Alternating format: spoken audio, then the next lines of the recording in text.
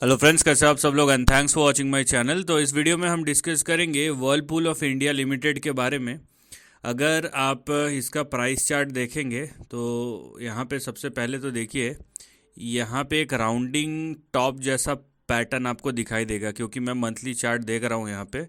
और ये कब से बन रहा है? ये 2017 से बन रहा है, तो ये ऐसा नहीं है कि कुछ नया है। लेकिन इसी को अगर आप जूम करके देखेंगे तो यहाँ पे आपको राउंडिंग पॉप टॉप से ज़्यादा क्लियर पैटर्न दिखाई देगा, और वो है आपका जो हेड एंड शोल्डर पैटर्न है वो आपको दिखाई देगा। और यहाँ पे इस तरीके का हेड एंड शोल्डर पैटर्न कहीं से भी पॉजिटिविटी का इंडिकेशन नहीं दे रहा है। तो पहली बात यह है कि आप कॉशियस हो जाइए, अलर्ट हो जाइए। देखिए, बात ये नहीं है कि स्टॉक अच्छा है या ख़राब है। बात यह है कि कोई भी स्टॉक हो वो अप साइकिल और डाउन साइकिल दोनों से गुजरता है, तो दोनों के लिए प्रिपेयर रहना चाहिए। और यहाँ पे आप देख सकते हैं कि बहुत ही क्लासिकल जो टेक्स्ट बुक पैटर्न आपको दिखाई देगा, इस तरीके का आपको यहाँ पे पैटर्न दिखाई दे रहा है। ठीक है, इसमें कोई दो राय वाली बात नहीं है। तो ये देखिए आप, इस तरीके का। और जहाँ पे इस तरीके के पैटर्न होते हैं वहाँ पे आप समझ लीजिए, अभी इतना क्लियर टेक्स्ट बुक पैटर्न है तो आपको सतर्क हो जाना चाहिए। और जो सबसे दो इम्पॉर्टेंट लेवल्स हैं वो है 1300 के और यहाँ पे 1220।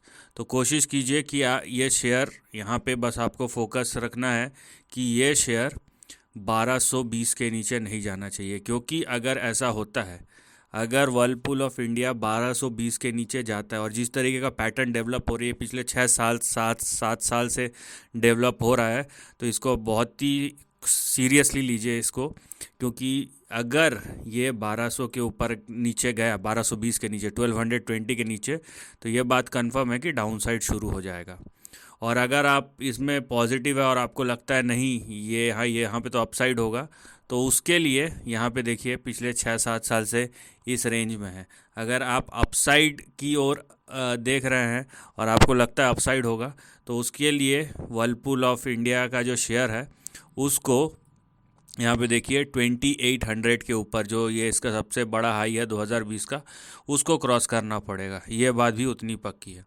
यहाँ पे देखिए, अगर आप लॉन्ग टर्म ट्रेंड को देखते हैं ना, तो यहाँ पे आपको दिखेगा एक और अच्छी चीज़, और वो है ये है कि ये इसका जो ब्रेकआउट हुआ था वर्लपूल ऑफ इंडिया के प्राइस चार्ट का, यहाँ पे एक इन्वर्टेड हेड एंड शोल्डर बना था और एक बड़ा इन्वर्टेड हेड एंड शोल्डर बना था, आप यहाँ पे देख सकते हैं इस तरीके का।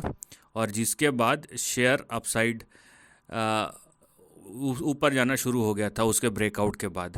तो एक्चुअली जो आप बोल सकते हैं कि जो यहाँ पे अपसाइड वो बहुत पहले ही शुरू हुआ था, लेकिन आपको यहाँ पे क्लियरली दिख रहा होगा ये एक inverted head and shoulder pattern यहाँ पे बना, और उसके बाद इस तरीके से आपका अपसाइड हुआ। और वहीं अभी आप देखिए ये हेड एंड शोल्डर पैटर्न है, और ये अगर 1200 के नीचे गया तो ये ऐसा डाउन साइड हो सकता है। तो आप बहुत हाई अलर्ट पे रहिए। और अगर ये 1220 के नीचे गया या 1200 के नीचे गया, तो आपका जो अगला सपोर्ट आएगा वो 640 और 540 के बीच में आएगा।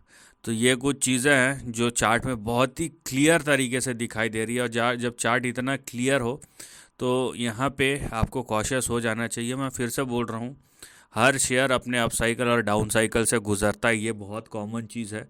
तो कोई बहुत अच्छा शेयर है तो उसमें करेक्शन आ ही नहीं सकता, कुछ हो ही नहीं सकता, ये खाली ऊपर ही जाएगा, ये ऐसे किसी टेक्स्ट बुक में नहीं लिखा है। और जब करेक्शन के इंडिकेशन मिल रहे हैं, और लॉन्ग टर्म देखिए, ये बात यह है कि मैं जो आपको ट्रेंड दिखा रहा हूँ वो लॉन्ग टर्म चार्ट पे दिखा रहा हूँ, तो ये होने का प्रोबेबिलिटी उतना ही प्रत्यक्ष है जिस तरीके से मैं बोल रहा हूँ। अगर ये शॉर्ट टर्म में होता तो कोई एक बड़ा मूव चेंज कर देता, लेकिन लॉन्ग टर्म में जब हो रहा है तो ये हर एक सिचुएशन को फैक्टर इन करके हो रहा है। तो यहाँ पे आपको सतर्क रहना बहुत ज़्यादा ज़रूरी है। और अगर आपको लगता है कि आप बहुत ऑप्टिमिस्टिक और ये गिर ही नहीं सकता, तो वेट कीजिए इसके 2820 या 2830 के ऊपर जाने का और सस्टेन करने का। So this is the end of the video. Thanks for watching.